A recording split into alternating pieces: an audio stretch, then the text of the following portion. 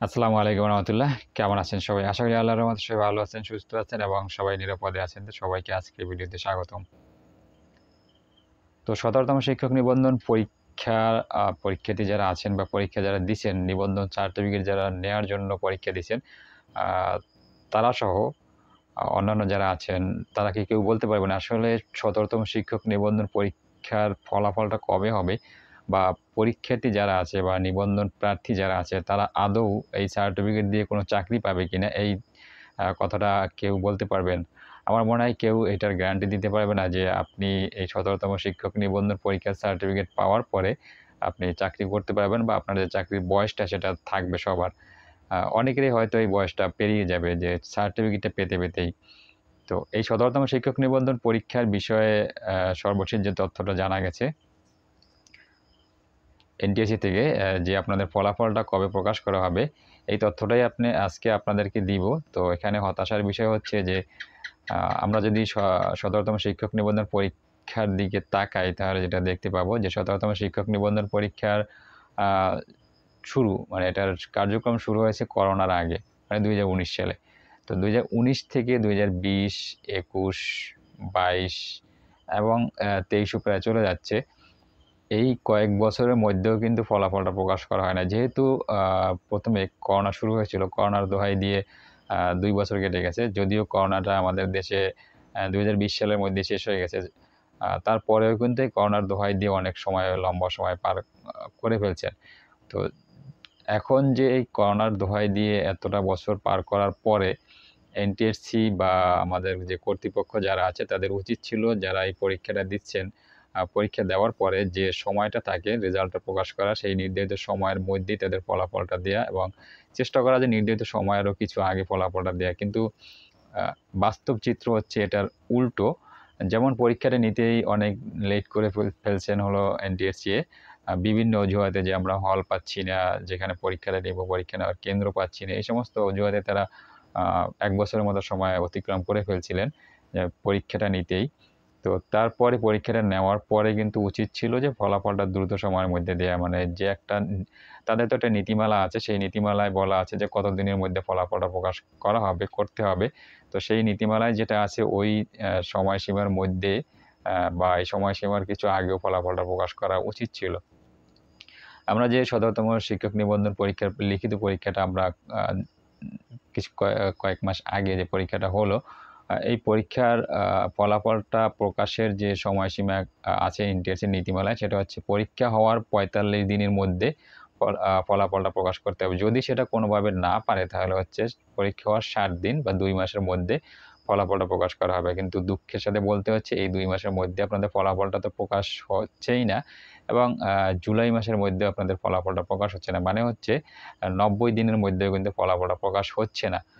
তো এনটিএসসি থেকে যেটা জানানো হয়েছে সর্বশেষ সেটা হচ্ছে যে, আপনাদের যে ফলাফল সেটা জুলাই মাসের মধ্যে আর হচ্ছে না। হয়তো আগস্ট মাসের মধ্যে ফলাফলটা হতে পারে এমন একটা ধারণা তারা দিয়েছেন এনটিএসসির চেয়ারম্যান। যে আগস্টে তারা চেষ্টা করবেন ১ম দিকে ফলাফলটা প্রকাশ করার জন্য। আর এর কারণ হিসেবে তিনি যেটা জানিয়েছেন যে যারা খাতাটা মূল্যায়ন করেন, যাদেরকে মূল্যায়ন করার জন্য দেয়া হয়েছে, তাদের গাফিলতির কারণে এই ফলাফলটা প্রকাশ করতে পারছেন না তারা। মানে হচ্ছে তারা এই যে মানে হচ্ছে কর্তৃপক্ষ মানে যাদেরকে এই খাতাটা দেখার জন্য দেয়া হয়েছিল, তারা খাতাটা দেখে যথাসময়ে জমা দেয় নাই এবং এখন পর্যন্ত এই খাতাই জমা হয় নাই। পরীক্ষার যে খাতা, মূল্যায়নের যে খাতাটা, সেটা মূল্যায়ন করে এখন পর্যন্ত জমা দেওয়া হয়নি এনটিএসসিতে। অনেকেই দেখা যায় ঢাকা বিশ্ববিদ্যালয় বা বিভিন্ন বিশ্ববিদ্যালয়ের যে শিক্ষক যারা আছেন তাদেরকে খাতাগুলো দেওয়া হয়েছে এবং তারা অনেকেই ইতিমধ্যে হজে চলে গেছেন খাতা জমা না দিয়ে। এগুলো বলা হচ্ছে এনটিএসসি থেকে যে যারা মূল্যায়ন করছেন খাতাটা তারা এই যে খাতাগুলা মূল্যায়ন করে জমা দিচ্ছে না। যার কারণে তারা ফলাফলটা প্রকাশ করতে পারছেন না। তো এই যে খাতা বা মূল্যায়ন করে যখন জমা দিবেন, এই জমা দেওয়ার পরেও কিন্তু ১৫ থেকে ২০ দিন সময় লাগবে এটা স্ক্যান করে তারপরে সফটওয়্যারে আপডেট দিতে। তো এখানে আরেকটা বিষয় হচ্ছে যে সিস্টেম অ্যানালিস্ট নিয়োগ দেওয়া হয়েছে এনটিএসসিতে। তিনি হচ্ছেন নতুন। তিনি হচ্ছেন ঢাকা শিক্ষা বোর্ড এবং মাদ্রাসা শিক্ষা বোর্ড এবং অন্যান্য যারা এরকম আছে তো সেখানে গিয়েই কিছু কাজ শিখবেন। তারপর হচ্ছে এগুলো করবেন। তাছাড়া এনটিএসসি চিন্তাভাবনা করছে যে বিদেশ থেকে সিস্টেম অ্যানালিস্ট আনবেন এবং তারপরে তাদেরকে দিয়ে ওনাকে কাজ শিখাবেন। শিখানোর পরে কাজগুলো করবেন। তো এই যে একটা বিষয়, এই বিষয়গুলো যদি আমরা একটু ভালোভাবে দেখি তাহলে দেখা যাবে যে এই যে ১৭তম শিক্ষক নিবন্ধন পরীক্ষার প্রিলি পরীক্ষার যে ফলাফল সেটা দিতে তারা যেটা বলছেন আগস্টে তারা দিবেন, সেটাও পারবেন কিনা সেটা সন্দেহ হচ্ছে। আর এরপরে আবার মৌখিক পরীক্ষা আছে। সব মিলিয়ে ২০২৩ সালও মনে হয় চলে যাবে এইরকম করতে, করতে যে আপনাদের পূর্ণাঙ্গ যে ফলাফল বা আপনাদের যে নিবন্ধন সার্টিফিকেট সেটা দিতে হয়তো ২০২৩ সাল চলে যাবে এমন একটা সন্দেহ কিন্তু দেখা দিয়েছে ইতিমধ্যেই। তো তারপরেও আমরা সবাই আশা করব যে আপনারা যারা পরীক্ষা দিচ্ছেন আপনাদের ফলাফলটা যেন আ খুব অল্প সময়ের মধ্যে, দ্রুত সময়ের মধ্যে দেয়া হয়। যাতে করে অন্ততপক্ষে আপনারা আ এক মানে একটা গণবিজ্ঞপ্তিতে আবেদন করতে পারেন। এমন হয়তো অনেকের বয়সের দিকটা যদি আমরা চিন্তা করি তাহলে হয়তো অনেকের এমন হবে যে একটা গণবিজ্ঞপ্তিতে চাকরি করার সুযোগ পাবেন না এরকম প্রার্থী মনে বেরিয়ে আসবেন এই যারা ১৭তম শিক্ষক নিবন্ধন পরীক্ষার্থী আছেন তাদের মধ্য থেকে। তো আপনাদের যে যদি যারা সার্টিফিকেটটা নিবেন তারা যদি একটা গণবিজ্ঞপ্তিতে আবেদন করতে না পারেন তাদের এই সার্টিফিকেটের কোনো মূল্য আছে বলে আমার মনে হয় না।